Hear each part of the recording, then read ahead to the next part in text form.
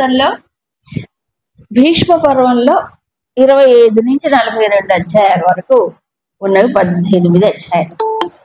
ఈ 18లో కూడా ఏం జరుగుతుంది అంటే ఒక్కొక్క అధ్యాయంకి ఓ పేరు పెట్టారు. ఎవరు? కృష్ణుడు పెట్టాడు. మరి ఎవరు? తర్వాత వచ్చిన మహనీయులు ఎవరో ఆ అధ్యాయంలో ఉండే విషయాన్ని బట్టి దానికి పేరు పెట్టారు. అలాగే ఈ గీతా ధ్యానం అనేది భగవద్గీతలో లేదు, మహాభారతంలోనూ లేదు. మరి ఎవరు ఇవన్నీ ఇచ్చారు అంటే మధుసూదన సరస్వతి అనే ఒక స్వామివారు. వారు ఈ భగవద్గీతకి ధ్యాన శ్లోకములు ప్రసాదించారు. ఒక్కొక్క శ్లోకంలో కూడా ఏముంది అంటే ముఖ్యంగా కృష్ణుణ్ణి గురించినటువంటి ప్రార్థన లేక స్తుతి. చాలా మందికి ఈ విషయం ఎందుకు ప్రస్తావిస్తున్నానంటే కర్మకాండకి అలవాటైపోయి కర్మలో మునిగిపోయేది ఉన్నటువంటి వారు అసలు భగవద్గీత యొక్క ప్రాధాన్యతను మర్చిపోతున్నారు. మెయిన్గా కర్మకాండ అంటే నేను ఏదో పెద్ద పెద్ద యాగాలు యజ్ఞాలు కాదు నేను చెప్పేది. ఫర్ ఎగ్జాంపుల్ గీతా హోమాలు. ఇప్పుడు గీతా జయంతి వస్తుంది కదా, గీతా హోమాలు చేస్తారు. గీతా జయంతి రోజు గీతా పూజ చేయాలి అంటారు. గీతా పూజ ఏంటి? గీతా పూజ ఏంటి? దానికి ఒక ఏం రాశారు? అష్టోత్తర శతనామాలు కూడా రాశారు. రాసి అంటే ఎలాగైతే లక్ష్మీదేవి ఎలాగైతే సరస్వతీదేవి వాటిలో గీతని ఒక మాతగా, గీతను మాతగా భావించడం తప్పు లేదు.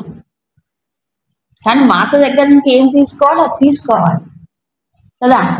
కాబట్టి అష్టోత్తర పూజ చేసేసి అదే చెయ్యాలి, కృష్ణుడికి చేయకూడదు అంటే ఏమనాలి ఇంక చెప్పండి?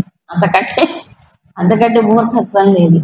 గీతను ప్రసాదించిన వాడు ఎవరు? కృష్ణుడు. లోక కళ్యాణం కోసం కలియుగ మానవులని సరియైన మార్గంలో నడిపించటం కోసం ఆయన చెప్పాడు భగవద్గీతని కదా. బోధించిన వాడు ఆచార్యుడు కృష్ణుడు, గీతాచార్యుడు, జగద్గురు. ఆయన్ని కదా పూజించాలి. అంటే నేను ఇవన్నీ చూసి నా యొక్క నోటీస్కి వచ్చిన తర్వాత చెప్తున్నాను, అందరికీ క్లియర్గా తెలియాలి కదా. తర్వాత ఈ హోమం మొదలైన కర్మకాండలన్నీ తర్వాత వచ్చాయి. అసలు గీత ఉన్నది అధ్యయనానికే. గీత దేనికోసం? అధ్యయనానికే గీత బోధించాడు అంతే. కేవలం పారాయణమే కాదు. అది కూడా ఈ రోజుల్లో ఓ పెద్ద జాడ్యం అయిపోయింది. ఏం చేయాలి? గీత 18 అధ్యాయాలు చదవాలి, జీటీ ఎక్స్ప్రెస్ లాగా చదవాలి. 18 పూర్తి చేయకపోతే ఎలాగా? అసలు గీతా మహాత్మ్యంలో మాట చెప్పాడు, ఒక్క శ్లోకమైనా చదివితే చాలు. ఎక్కడ? దాని భావం తెలుసుకుంటూ శ్లోకార్థమైనా చాలు, ఒక్క పాదమైనా చాలు అంటాడు గీతా మహాత్మ్యం. చూడండి, అసలు అవి అర్థం చేసుకునే 18 అధ్యాయాలు పూర్తి చేయకపోతే ఎట్టకండి ఏమైపోతుంది? చదివేదేదో నింపాదిగా హాయిగా అది మన మనసుకు వంట పెట్టేటట్టు, అది మన లోపల జీర్ణం అయ్యేటట్టు నెమ్మదిగా చదువుకోవాలి కదా. లేకపోతే ఏం ప్రయోజనం? యాంత్రికమైనటువంటి పఠనం అయిపోతుంది. పఠనమే కాదు కదా, పారాయణాలు పఠనాలే అయిపోతుంది. జీవితాలనే తెల్లవారిపోతుంది. ఏముందో తెలుసుకోవడానికి ప్రయత్నం జరగట్లేదు. చాలా చోట్ల ప్రయత్నం జరగట్లేదు. అట్లీస్ట్ ఎన్ని సంవత్సరాలు గీత చదువుతారు, అది సంగతి. అందుకని స్వాధ్యయనం ముఖ్యం. గురుదేవులు ముఖ్యంగా చిన్మయ మిషన్ భక్తులకి, జిజ్ఞాసులకి ఇచ్చినటువంటి ఆదేశం ఏంటంటే తైత్రీయోపనిషత్తులో చెప్పినటువంటిదే. స్టడీ క్లాసెస్ ఆయన ఎక్కువగా ప్రోత్సహించేవారు. కేవలం వినటం కాదు, విన్నదాన్ని ఏం చేయాలి? స్వాధ్యాయం తనకు తానుగా చదువుకోవాలి. చక్కగా చర్చల ద్వారా ఒకళ్ళకొకళ్ళు చర్చించుకొని ఇంకా ఇంకా క్లారిటీని పెంచుకోవాలి తప్ప గీత మన జీవితంలో ఉపయోగపడటానికి అది వినియోగించుకోవాలి. గీత మా తలరాతను మారుస్తుందా? ఓ నువ్వు మార్చుకో. తలరాత ఏం తలే మారిపోతుంది. తలరాత కాదు, తల అంటే బుద్ధిలో తలపులే మారుతాయి గీతను గనక అధ్యయనం చేస్తే. అది ముఖ్యంగా. కాబట్టి కేవలం రిచువల్స్ లో, కర్మకాండలో, పారాయణంలో మునిగిపోయి అదే ముఖ్యం అనుకుంటే గీత యొక్క ప్రయోజనాన్ని మనం అర్థం చేసుకోనట్లే, సరిగ్గా ఉపయోగించుకోనట్లే. ఇదేంటంటే ఏ అలవాటు లేని వాడికి ఏడాదికి ఒకసారైనా కనీసం ఆ వాతావరణంలో కూర్చుంటాడేమో, కూర్చుంటే కాస్త అయినా ఒక సంస్కారం పడుతుందేమో అని ఎవరో మొదలు పెట్టారు. అదే ముఖ్యం అనుకుంటే తప్పు. అవునా కదా? అందుకో నాకు ఇవాళ అనిపించింది ఎందుకో చెప్పాలి. చాలా మందికి ఈ సందేహాలు ఉన్నాయి. నన్ను ఫోన్లో అడుగుతుంటారు ఏం చేయాలి అని. హోమం చేయడము ఎవరి కర్మకాండ, ఎవరికి బాగా స్థూలంగా ఉండి పరుగులు పెట్టే కూర్చోలేని వారికి కనీసం పుణ్యం వస్తుంది. పుణ్యం కోసమైనా గీత హోమం చేశారు, పుణ్యం కోసమైనా గీత పారాయణ. పుణ్యమే కాదు కావాల్సింది, పుణ్య సంస్కారాలు కావాలి. నేను చెప్పుకున్నాను వాసనలు, అది కదా మన వ్యక్తిత్వాన్ని ప్రభావితం చేసేది. ఆ సంస్కారాలు మార్చుకోవడానికే ఇది శ్రవణం, మననం, అధ్యయనం, తర్వాత నిధిధ్యాసనం పెట్టింది. అది చేయాలి. అందుకు ముఖ్యంగా ఈ ప్రథమ అధ్యాయం చాలా ముఖ్యం. విషాద యోగం ఏముందిలేండి అనుకుంటాం. అది విషాద యోగం అండి, విషాదం కాదు. విషాదం అయితే తీసిపారేయాలి, విషాద యోగం కదా, అవునా? కాబట్టి అందరూ ఈ మొదటి అధ్యాయాన్ని బాగా అర్థం చేసుకోవాలి. గురుదేవులు చెప్తారు ఏ పరిస్థితుల్లో విషాదం వస్తుంది మనిషికి. విషాదానికి ఒక్కొక్క వ్యక్తికి వారి వారి జీవితాల్లో ఒక్కొక్క కారణం ఉంటుంది. ఒక్కొక్క సందర్భంలో ఎప్పుడూ ఒకటే ఉండదు, అవునా? రకరకాల కారణాలు ఉంటాయి. విషాదగ్రస్తులు అవుతూ ఉంటారు మనిషి. వాటికి నివారణ ఏంటి? అసలు ఇంకోటి ఏంటంటే అసలైన ట్రీట్మెంట్, విషాదానికి ట్రీట్మెంట్ ఏమిటి తెలుసా? విచారణే. విషాదానికి ట్రీట్మెంట్ ఏమిటి? విచారణ, సరి అయిన ఆలోచన, సమగ్రమైన ఆలోచనే. ఆ సమగ్రమైన ఆలోచన విధానాన్ని చూపించిన వారు జగద్గురు శ్రీకృష్ణ పరమాత్మ. అంతే. అది చేతకాక, అది తెలియక సైకియాట్రిస్ట్ దగ్గరికి వెళ్ళిపోతున్నారు ఈ రోజుల్లో. ఆలోచనలు మార్చుకోలేక, తన మనసును తాను తిప్పుకోలేక, దిగజారిపోయి, ఏమైంది, బ్యాటరీలు డౌన్ అయిపోయి, శక్తి క్షీణించి ఎవరి దగ్గరికి వెళ్తున్నారు? విషాదం వచ్చినప్పుడు ఏమవుతుంది? డిప్రెషన్. ఎవరు చేయాలి? సైకియాట్రిస్ట్ చేయాలి. ఏం చేయాలి? వాళ్ళు మాత్రం ఏం చేస్తారు? ఇక బిళ్ళమింగు నిద్రపో. ఈ డోసు సరిపోదు, కొన్నాళ్ళు తర్వాత మళ్ళీ డోసు పెంచేది, నిద్రపుచ్చేది. ఉన్న తెలివితేటలు పోతాయి, ఆ కాస్త ఆలోచన కూడా పోతుంది. అంతే. అలా అలవాటు పడుతున్నారు ఇప్పుడు. ఇంకా కొంతమంది, నేను ప్రథమాధ్యాయం గురించి ఇదంతా, ఇంకా కొంతమంది మాకు చాలా కష్టాలు ఉన్నాయండి జీవితంలో, అవన్నీ మర్చిపోవడానికి ఏమిటి మీకు తెలుసు, తాగుడు, వీగుడు, రకరకాల మత్తు బంధులు. ఎంతమంది ఎడిక్ట్ అయిపోయారో ఈ సమాజంలో. ఎంత ఘోరమైన పరిస్థితి, విషాదకరమైన పరిస్థితులు.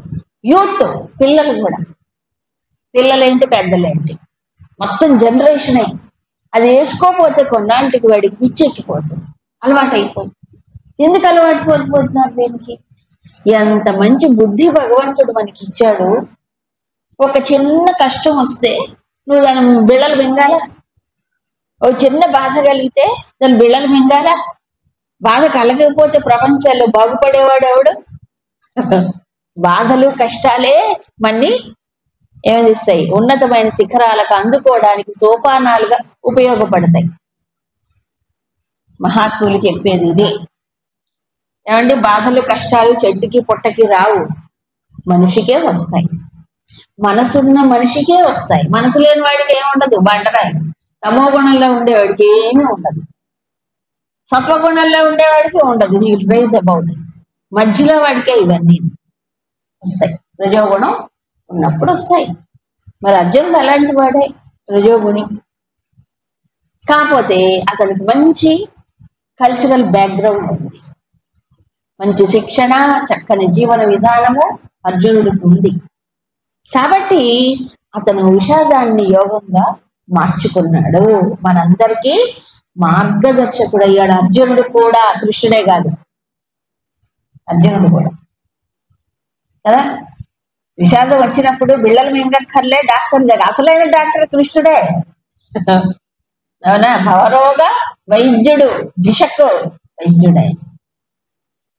అందుకని మాతాజీ చెప్తారు, ఇది ప్రథమ అధ్యాయం. ప్రథమ అంటే ప్రధానాత్ అంటే విస్తరించటం, వికసించటం అని అర్థం. విస్తరించటం, వికసించటం. విషాదం వచ్చినప్పుడు సాధారణంగా ఎవ్వరి హృదయమైనా ముకుళించుకుపోతుంది. బాధలో కష్టంలో ఎలాగుంటుంది చెప్పండి? ఇలా ముకుళిస్తుంది. మొహం కూడా అలాగే అయిపోతుంది. అవునా? ఏంటి అలాగ నీ ఫేస్ ఏంటి అలాగుంది? ఏదో బాధగా ఉందండి, మొహంలో తెలిసిపోతుంది. అవునా? బాధగా ఉన్నది. అదే హాయిగా ఉన్నప్పుడు ముఖంలో తెలిసిపోతుంది, వికసిస్తుంది. ఇప్పుడు ముకుళించుకుపోయిన మనస్సు లేక హృదయం, దాన్ని వికసింప చెయ్యాలి. ఎలా చేయాలండి? అది ఇక్కడ ప్రథమ అధ్యాయంలో చెప్పబడింది. ముడుచుకున్న దాన్ని విప్పాలి. ఎలాగూ బలవంతంగా విప్పలేము. ఇప్పుడు చూడండి, మనకి వినాయక చవితికి అప్పుడప్పుడు పూలు వస్తుంటాయి, తామర పూలు, కలువ పూలు. వాళ్ళు మొగ్గలు తీసుకొస్తారు. తీసుకొచ్చి ఇట్టా ఇట్లా విడదీయాలి. దానికి ఏమైనా వాసన ఉంటుందండి? అలా విడదీస్తే వాసన ఉండదు, అందము అంత రాదు. సహజంగా వికసించిన పుష్పంలో ఏమవుతుంది? ఒక సౌరభం, ఒక సౌందర్యం. అలాగే ఈ మనస్సు కూడా విషాదాల్లో, బాధల్లో కుంచుకుపోతుంది, శక్తిహీనమైపోతుంది కదా. దాన్ని వికసింప చెయ్యాలి. ఎలా చేయాలి? భగవద్గీత చెబుతుంది. అందుకని అది ప్రథమాధ్యాయంగా చెప్పారు. ఎందుకు ప్రథమాధ్యాయం అంటే, ముందు వీటిల్లోంచి బయటపడితే కదండి, వీటిల్లో ఈ విషాదాల్లోంచి బయటపడాలి కదా. ఈ వచ్చినటువంటి ఒడిదొడుకుల్ని తట్టుకొని నిలబడగలగాలి కదా. నిలబడితే కదా ముందుకు వెళ్ళేది. అక్కడికక్కడ సింక్ అయిపోతూ ఉంటే, సింక్ అవ్వడం అంటే తెలుసు కదా, కృంగిపోతూ ఉంటే ముందుకు వెళ్ళేదెలా, అడుగు పడేదెలా? కాబట్టే మొదటి అధ్యాయం ముఖ్యం. అంటే విషాదంను యోగముగా మార్చుకోవడం ముఖ్యం. వైఫల్యాలు అనేవి వస్తుంటాయి. మనకి ఇంగ్లీష్లో ఒక ప్రావర్బ్ ఉంది, failure is the stepping stone for success. చిన్నప్పుడు చదువుకున్నాం, 8th క్లాస్లో 9th క్లాస్లో. అవునా? Failure is the stepping stone for success. అంటే వైఫల్యాలు సాఫల్యానికి సోపానాలు. ఒకసారి పోతే ఏమైంది? ఏం కాదు, మళ్ళీ ప్రయత్నం చేయి. అంతేగాని కృంగిపోదు. ఏ విషయంలో అయినా మళ్ళీ ప్రయత్నం చేయి. అయితే ఈ ప్రయత్నము సరి అయిన డైరెక్షన్లో వెళ్ళకపోతే, జరగకపోతే ఏమి దాంట్లో ముందుకు వెళ్ళలేడు. సరి అయిన డైరెక్షన్, దిశ ఉండాలి. ఆ దిశా నిర్దేశమును చేసేదే భగవద్గీత. కాబట్టి మహాత్ములు చెప్పేది ఏంటంటే it is a manual of life. మానవ జీవితానికి ఇదొక మాన్యువల్. మాన్యువల్ అనే పదం విన్నారా? తెలుగులో చెప్పాలంటే ప్రయోగ దీపిక. మా చిన్నప్పుడు ఈ కెమిస్ట్రీ, ఫిజిక్స్ ఎక్స్పెరిమెంట్స్ ఉండే ఇంటర్మీడియట్లోను వాటిల్లో. దానికి ప్రయోగ దీపిక అని ఒకటి ఉండేది, మాన్యువల్ అంటారు. ఆ మాన్యువల్లో పరికరాలు ఎలా ఉంటాయి, ఆ పరికరాన్ని ఎలా ఉపయోగించుకోవాలి కదా, ఎక్స్పెరిమెంట్ ఎలా చెయ్యాలి అనేది ఉంటుంది మాన్యువల్లో. సేమ్ భగవద్గీత కూడా మాన్యువల్ ఆఫ్ మ్యాన్ ఒక రకంగా. మన పరికరాలు ఏమిటో మనకు అవగాహన లేదు. ఏం పరికరాలు ఉన్నాయి? ఇదిగో గురుదేవులు అందుకే చార్ట్ మీద చూపించారు. శరీరం, మనసు, బుద్ధి కదా. ఏం చేస్తుంటాయి ఆ పరికరాలు? వాటి యొక్క ఫంక్షనింగ్ ఏమిటి చెప్పే. ఎలా ప్రభావితం చేస్తాయి చెప్పే. ఆ పరికరాలను ఎలా ఉపయోగించుకోవాలి. ఏమంటే పరికరం ఉండగానే సరిపోయింది, సరిగ్గా ఉపయోగించుకోవాలిగా. ఇప్పుడు మనం ఈ సెటప్ అంతా చేసే లైట్లు కొన్నాం, ఈ స్టాండ్లు కొన్నాం, ఏంటంటే అన్ని కొన్నారు, మైకులు అన్ని కొన్నారు. దీన్ని ఉపయోగించడం రాకపోతే వేస్ట్ అయిపోవట్లా, కొని దండగైపోవట్లా. అలాగే భగవంతుడు మనకి పరికరాలు ఇచ్చాడు. మానవుడికి ప్రత్యేకంగా బుద్ధిని ఇచ్చాడు, సున్నితమైనటువంటి ఇంద్రియాలను ఇచ్చాడు. మనస్సు కూడా అలాంటిది కదా. ఇంకా లోపల కారణ శరీరం ఒకటి ఉంది, అది పరికరమే, అత్యంత సూక్ష్మమైన. సో ఈ పరికరాలని ఏం చేయాలి? రీఅడ్జస్ట్మెంట్ కదా, చాలా అట్యూన్మెంట్ అంటారు. దేనికి అట్యూన్ చేసుకోవాలి ఈ పరికరాలని? దేనికి శృతి చేసుకోవాలి? అట్యూన్మెంట్ అంటే శృతి చేసుకోవాలి. గురుదేవులు ఒక మాట చెప్పేవారు, మనకు అవే మహావాక్యాలు. మహావాక్యాలు జీవితానికి పనికొచ్చే ఇవే. వేదాంతం సంగతి తర్వాత దేవుడు ఎరుగు కదా. శరీర మనోబుద్ధులని 3 తీగలతో కూడుకున్న వ్యక్తిత్వం మానవుడు. ఇదొక వీణ. ఏ పరికరానికైనా ఏముండాలి? పరికరాన్ని ముందు శృతి చేసుకోవాలి. అవునా? కచేరీ చేసే ముందు ఏం చేసుకోవాలి? శృతి చేసుకోవడం అంటారు. వీణ కానీ, వైలిన్ కానీ, మరొకటి కానీ, హారు ఏదైనా శృతి చేసుకోవాలి. అవునా? శృతి చేసుకున్న తర్వాతే దాన్ని మీటాలి, లేకపోతే పాడాలి. గొంతునైనా శృతి చేసుకోవాలి. అంటే దేనికి అనుగుణంగా వెనక ఒకటి ఉంటుంది, శృతి బాక్స్ అని పెడతాడు, పెట్టే శృతి బాక్స్ అంటారు దాన్ని, అంతేగా. దాంట్లో ఎప్పుడు ఒకటే ఉంటుంది. దానికి అనుగుణంగా మన శబ్దమును మార్చుకోవాలి, అట్యూన్ చేసుకోవాలి. మిగతా వాళ్ళందరూ దానికి అనుగుణంగా శృతి చేసుకుని మొదలు పెడతారు. అప్పుడు అది రమ్యంగా, హృద్యంగా, చక్కగా, మధురంగా ఉంటుంది. కాబట్టి శరీర మనోబుద్ధులు అనే 3 తీగలతో ఉన్నటువంటిది ఈ వీణ. ఈ వీణ దీన్ని ఏ శృతికి అనుగుణంగా మనం ఇది చేసి మార్చుకోవాలి? ఏ శృతి? పరమాత్మ శృతికి అనుగుణంగా మేళవించుకోవాలి. శృతి తప్పితే గతి తప్పుతుంది, అంతేగా. శృతి లేని పాట వినండి, ఏదో మనసుకు డిస్టర్బెన్స్ అనిపిస్తుంది. శృతి చేసినటువంటిది వినండి, మనకు తెలియకుండానే దాని ప్రభావం ఉంటుంది. అవునా కదా? ఆ సెన్సిటివిటీ ఉండాలి మనిషికి, ఉండాలి. అందుకు పరమాత్మ శృతికి కనుక మేళవించుకుంటే అప్పుడట జీవితం ఏమవుతుంది? మధురమైన గానంగా మారుతుంది. గానంలో ఆనందించిన వాడు ఎవడైనా ఉంటాడా? గానం అంటే బయట నుంచి ఎవరో గానం చేయటం కాదు కదా. ఈ పరమాత్మ శృతికి మనసు ఎప్పుడూ అనుగుణంగా పోతే ఏం కావాలండి అంతకంటే మనిషికి కదా. సో ప్రథమాధ్యాయంలో చూపించినది అదే. కాబట్టి అర్జునుడు ఏమయ్యాడు? నీరు గారిపోయాడు. తర్వాత వస్తుంది పిక్చరైజేషన్ అంతా. అలాంటి వాడు ఏం చేశాడు? భగవంతుడికి శరణాగతి పొందాడు. అంత చూపిస్తారు మళ్ళీ. కాబట్టి ఏమయ్యాడు? లేచి నిలబడ్డాడు. ఎప్పుడు? తన విషాదమును యోగముగా మలుచుకోవడం అంటే పరమాత్మకు శరణాగతి పొంది, వేడుకొని, ప్రార్థించి నిజంగా అండి, ఏ దిక్కు తోచనప్పుడు ఆ దిక్కు లేని వాడి దిక్కు ఎవరు? దేవుడే అంట. తెలుగులో సామెత ఉంది కదా. ఆ సామెతలు కాదు, సత్యాలు, జీవిత సత్యాలు. నిజం, తనకి ఏం చేయాలో తెలియట్లే, అర్థం కావట్లే, లోపలంతా కన్ఫ్యూజన్. ఏం చేయాలి అప్పుడు? ఎవరు సలహా ఇస్తారు? తోటి వాళ్ళు, ఆ పక్క వాళ్ళు, ఈ పక్క వాళ్ళు ఇస్తారా? ఏమి ఇస్తారు? వాళ్ళకి ఏం తెలుసు చెప్పడానికి? అందుకు ప్రమాణం ఏమిటంటే జగద్గురువైన భగవంతుడు చెప్పిన బోధే, అదే ప్రమాణం. అందుకు గీతా శాస్త్రానికి అంత ప్రాముఖ్యత ఇచ్చింది కదా. ఎన్ని వేల గ్రంథాలున్నా భగవద్గీతను ప్రమాణంగా తీసుకున్న మహాత్ములందరూ ప్రమాణంగా తీసుకున్నారు. ఎందుకంటే practical hand book of instructions అంటారు.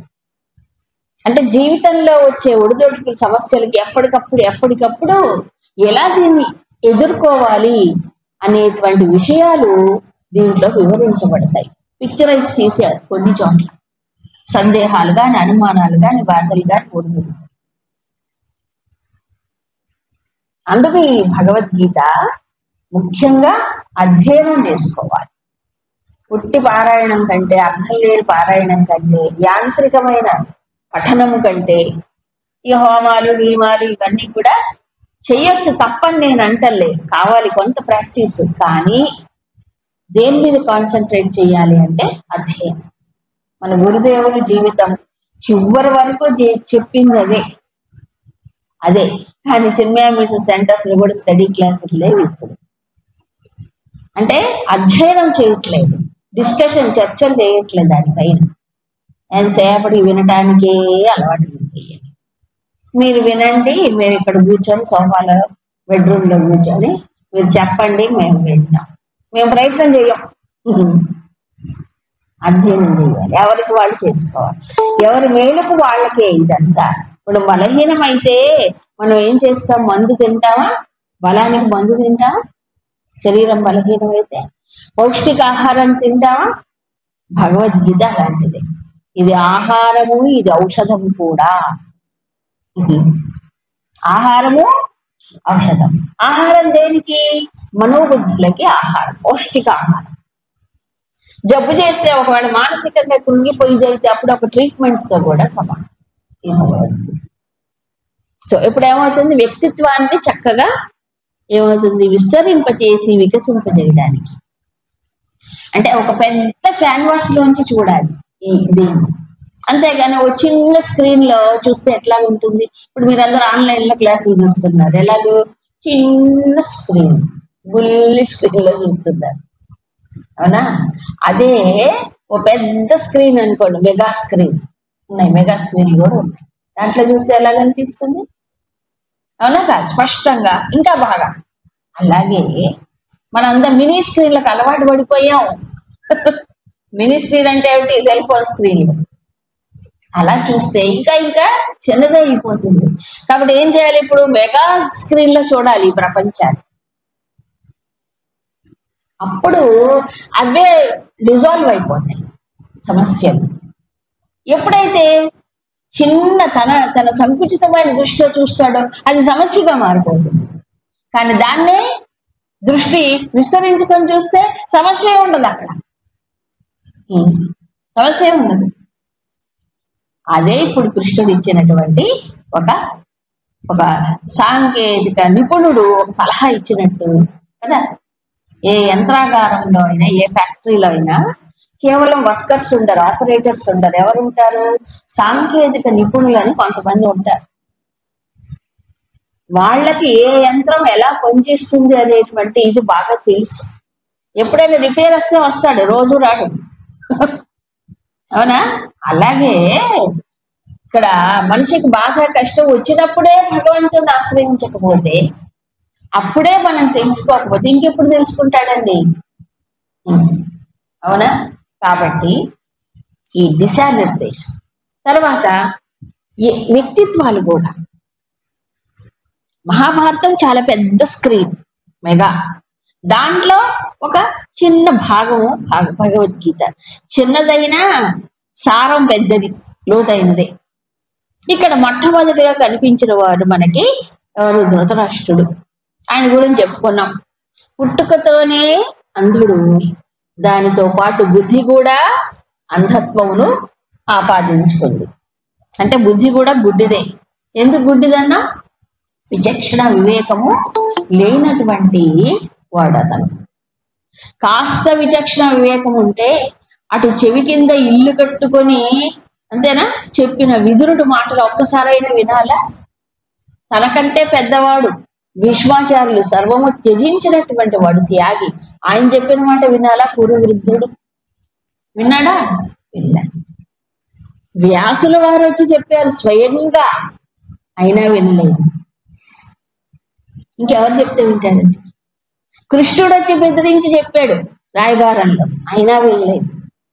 మరి ఇంకేమంటే అంత గట్టి కరుడు పట్టుకుపోయినటువంటి, స్వార్థంతో కరుడుకు పట్టుకుపోయిన బుద్ధి ధృతరాష్ట్రుడు కదా.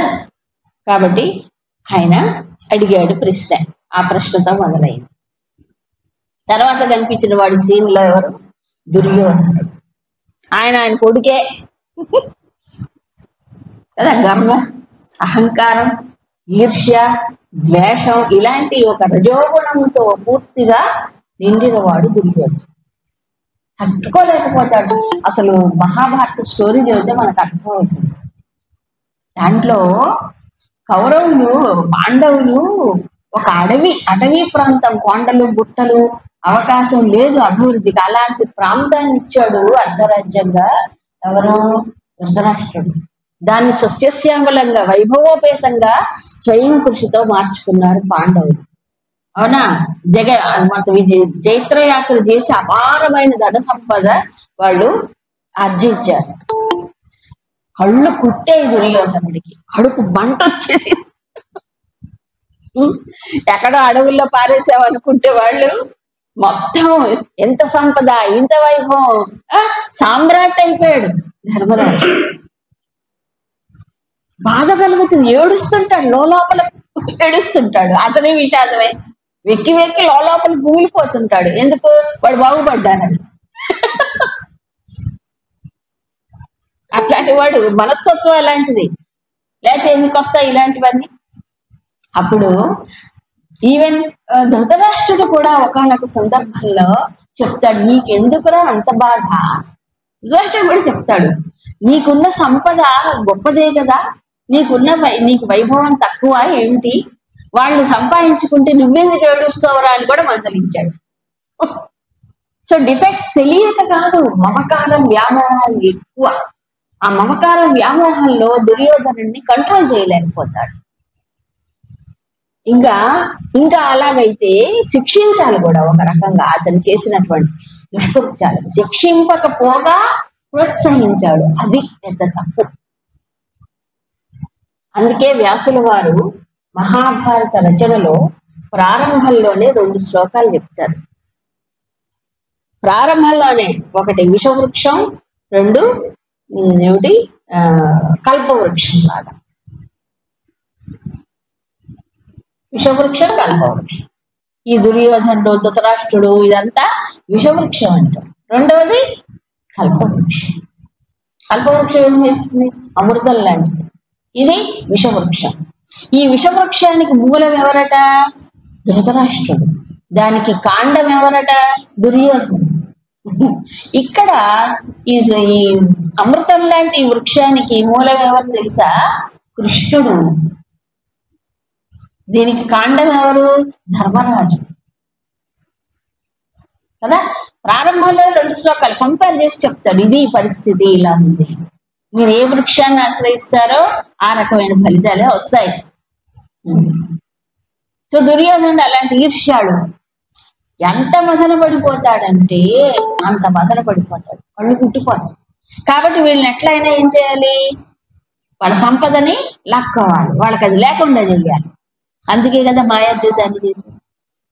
మాయాద్యూతమే అది సరి అయిన ద్యూతం కాదు. ఆహ్వానించి కావాలని మోసం చేసి మొత్తం లాక్కున్నాడు, అడవుల పాలు చేశాడు చివరికి. ఇట్లాంటి వ్యక్తిత్వం అతనికి. సో చేసిన తప్పులు, పాపాలు ఉన్నాయి కదా, అవన్నీ ఎటుపోతాయండి?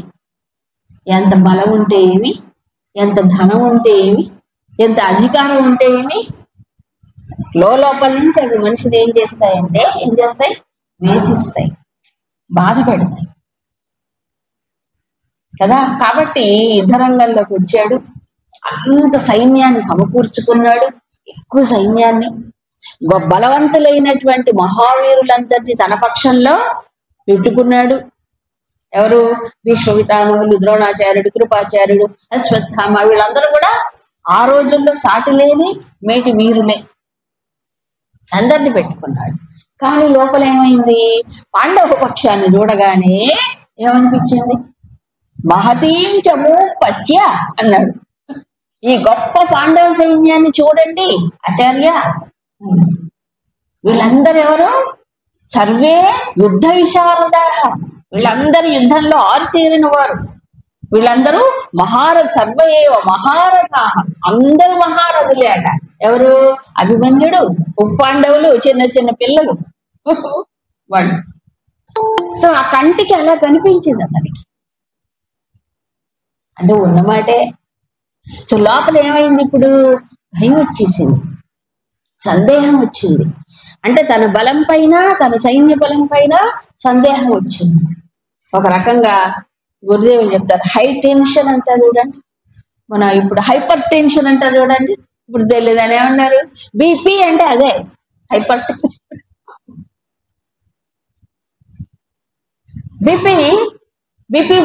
బీపీ వచ్చింది, బీపీ రావటం కదా, బీపీ పెరిగింది. బీపీ ఎప్పుడూ ఉంటుంది మనిషికి, లేకుండా ఉండదు. అది ఒక కండిషన్ లో ఉంటే ఏం కాదు, అది కనుక రైజ్ అయిపోయింది అనుకోండి ఏమవుతాడు మనిషి? కంట్రోల్ తప్పుతుంది, మైండ్ కంట్రోల్ తప్పుతుంది. జాగ్రత్తగా అలర్ట్ గా లేకపోతే అలా పెరిగిన వాడు మైండ్ కంట్రోల్ తప్పుతుంది, మాట కూడా ఏమో దానికి అనుగుణంగా స్పీడ్ గా ఏంటేంటో మాట్లాడతాడు, అర్థం లేక. ఆ బీపీ డౌన్ అయిన తర్వాత అట్లాగే ఇప్పుడు హైపర్ టెన్షన్ లో ఉన్నాడు ఎవరు? దుర్యోధన కదా. అందుకని ఏమయ్యాడు? ఆ టెన్షను, ఆ భయము, దాని నుంచి తప్పించుకోవడానికి గురువు గారి దగ్గర